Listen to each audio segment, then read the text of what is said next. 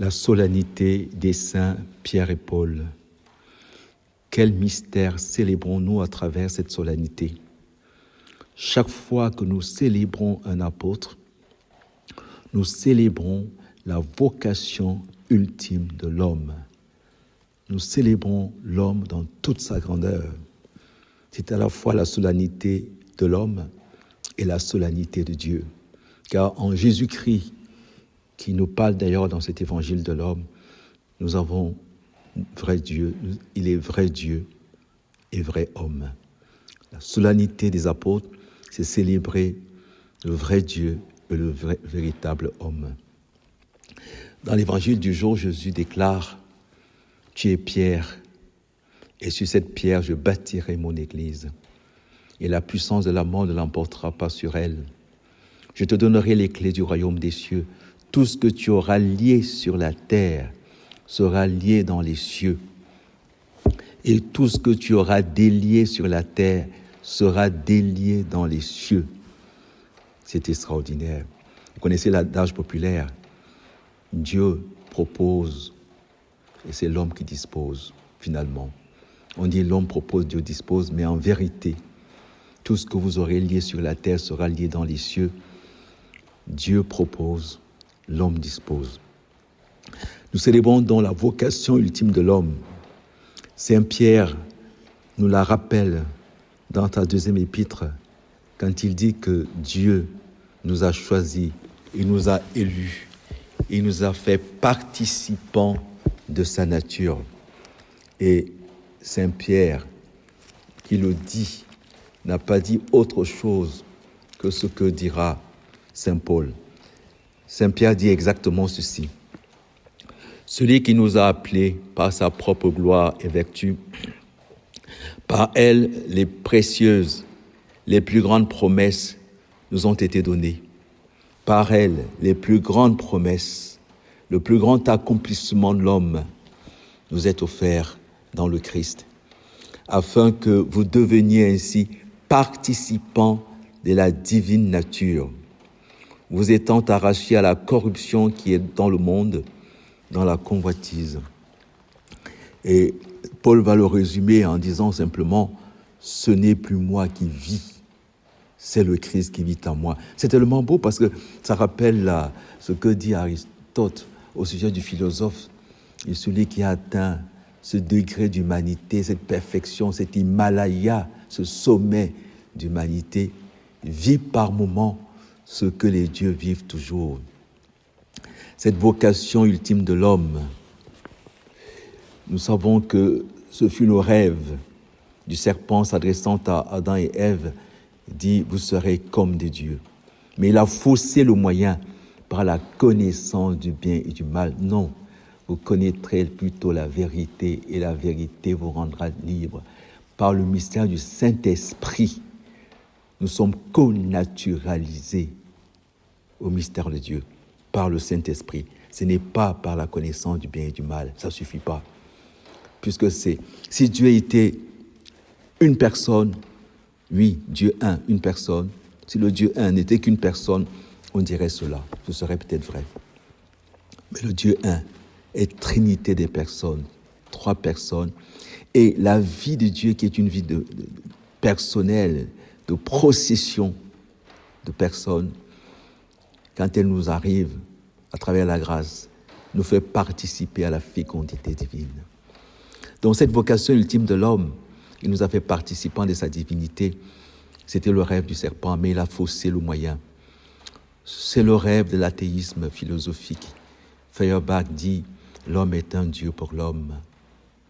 Nietzsche dit « Si Dieu existait, je ne supporterais pas que ce ne fût pas moi ». C'est Jésus qui vient accomplir ce rêve qu'on trouve dans toute l'humanité, dont on trouve la nostalgie dans toute l'humanité, à travers toute l'histoire. L'homme qui veut par lui-même, souvenez-vous de la tour de Babel, devenir Dieu par lui-même, alors que cela ne se peut pas, parce que ce n'est pas sa nature. Le surnaturel, la divinité est au-dessus, et elle nous est donnée gratuitement. Et le Verbe s'est fait chair, s'est fait homme, afin que l'homme soit fait Dieu, mais c'est par le Verbe. Le plus difficile est d'entrer donc dans l'intelligibilité des mystères que nous célébrons. Du point de vue pratique, Pierre et Paul sont les deux colonnes de l'Église, les deux piliers. Et ils ont été envoyés pour évangéliser l'un les Juifs, Pierre, et l'autre les païens, Paul. Mais du point de vue du mystère, du point de vue de la sagesse de Dieu, cela va beaucoup plus loin. Pourquoi ? Parce que c'est Saint Paul qui nous en donne la clé. Saint Paul nous dit exactement ceci dans l'Épître aux Romains, chapitre 1er, verset 16. Écoutez bien. « Car je ne rougis pas de l'Évangile. Il est une force de Dieu pour le salut de tout homme qui croit, du juif d'abord, puis du grec. » Du juif d'abord, puis du grec. Et je vous signale en passant que Paul aura cette habitude de mettre côte à côte les juifs et les grecs. D'ailleurs, la suite au chapitre 2e de l'Épître aux Romains, nous pouvons lire, chapitre 2e, verset 9, « Tribulation et angoisse à toute âme humaine qui s'adonne au mal, aux juifs d'abord, puis aux grecs. Ensuite, gloire, honneur et paix à quiconque fait le bien, aux juifs d'abord, puis aux grecs. » Qu'est-ce que Saint Paul nous rappelle ? Quelque chose de tellement important qu'on a oublié. Et c'est peut-être ce grand mystère que représentent Pierre et Paul. Pierre et Paul représentent les deux voies par lesquelles Dieu nous a préparé tout homme à accueillir la bonne nouvelle, à accueillir l'évangile, à accueillir la gratuité absolue de Dieu, à accueillir le mystère trinitaire. La voie des traditions religieuses, la loi, Pierre, et la voie de la contemplation de Dieu par l'intelligence, la Grèce. C'est ainsi que Paul va justement nous rappeler cela dans les Actes des Apôtres, quand il va s'adresser aux philosophes grecs, les stoïciens et les épicuriens, pour leur dire que ce Dieu que vous adorez sans le connaître, comme Jésus dira à la Samaritaine, aux Juifs, ce Dieu que vous adorez sans le connaître, je vous le révèle. Et Paul dit quelque chose de tellement beau, il dit, il nous a fait participants de sa divinité, nous sommes de sa race, nous sommes de la race, comme disent certains de vos poètes. Oui, vous voyez, l'intelligence est allée jusque-là, à découvrir que nous sommes de la race de Dieu. Et que, comme disent certains de vos poètes, certains philosophes, nous tenons de lui l'être, la vie et le mouvement. Et Pierre va rappeler justement aux Juifs par lui-même, dans sa propre personne, que celui qu'on appelle Jésus-Christ a les paroles de la vie éternelle. Seigneur, à qui irions-nous, car tu as les paroles de la vie éternelle. Et la parole de la vie éternelle, c'est que le Christ lui-même est le Verbe de Dieu qui s'incarne, qui prend chair de notre chair pour nous communiquer l'Esprit qui nous fait crier, comme dit Saint Paul, Abba, Père. Donc, les deux voies que Dieu a choisies, la voie de la philosophie, car au-dessus de la philosophie, le sommet de la philosophie, on peut dire que c'est l'oracle de Delphes. Homme, connais-toi toi-même. Nous célébrons la vocation ultime de l'homme, de l'humanité, homme et femme, quelle que soit la race, quelles que soient les religions, quelle que soit la philosophie. C'est l'homme que nous célébrons en philosophie, que nous cherchons. À la suite de Diogène Laërce qui se promenait en plein jour, une lampe allumée, je cherche l'homme. L'oracle de Delphes nous rappelle, homme, connais-toi toi-même. Souviens-toi, ô homme, de ta dignité. Tu es de race divine, tu es de race trinitaire.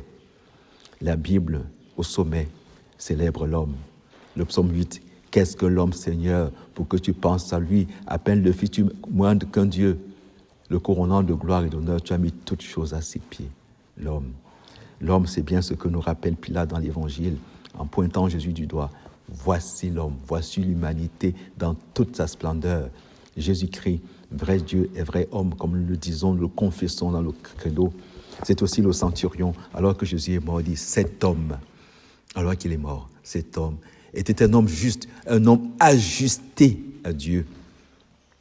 Célébrer Saint-Pierre, célébrer Saint-Paul, c'est célébrer l'humanité dans toute sa grandeur du point de vue de Dieu et du Dieu trine. Donc, la religion les religions, les philosophies, les recherches scientifiques, les progrès techniques et technologiques trouvent leur sommet dans l'homme, quand elles sont au service de l'homme, quand elles nous disent qui est l'homme, au point qu'on peut dire que le critère d'une science, d'une religion, d'une philosophie, c'est qu'est-ce qu'elle dit de l'homme? Que dit-elle de l'homme? Est-ce qu'elle dit de l'homme qu'il est tout simplement appelé à être soumis à Dieu? Jésus dit non, vous n'êtes plus mes serviteurs, vous êtes mes amis. Est-ce que la religion, la philosophie, la technologie disent que l'homme est une marionnette entre les mains de Dieu? Jésus dit non, vous connaîtrez la vérité et la vérité vous rendra libre. Est-ce que la religion, la philosophie, toutes sortes de recherches sur l'homme finissent en disant que le sommet c'est d'être illuminé? Jésus dit non, être illuminé c'est trop peu. Vous êtes la lumière du monde, vous êtes le sel de la terre.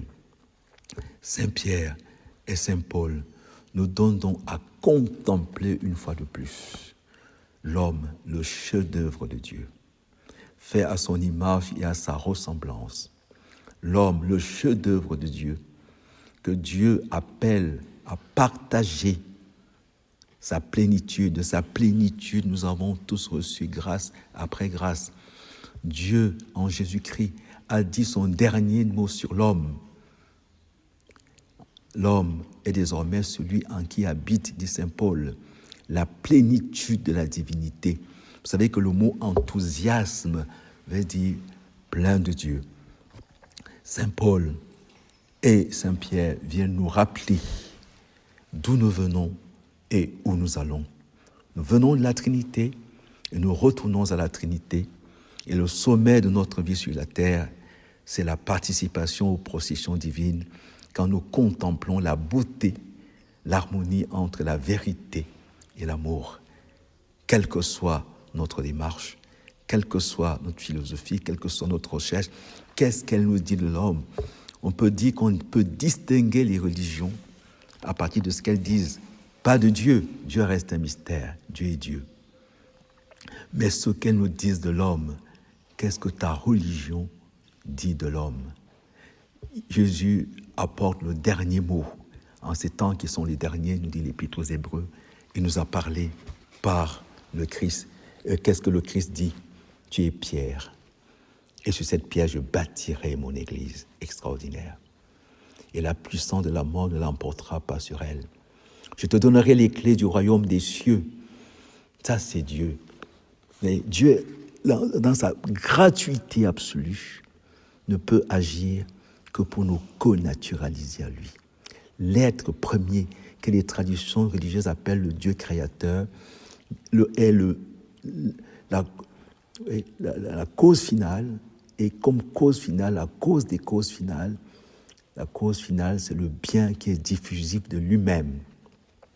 Et ce bien se communique totalement quand il fait de sa petite créature sa mère, son père, Marie, mère de Dieu.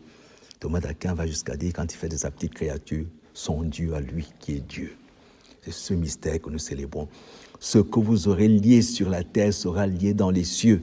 Tout ce que vous aurez délié sur la terre sera délié dans les cieux. Ô homme, souviens-toi de ta dignité. Ta dignité est trinitaire. Amen.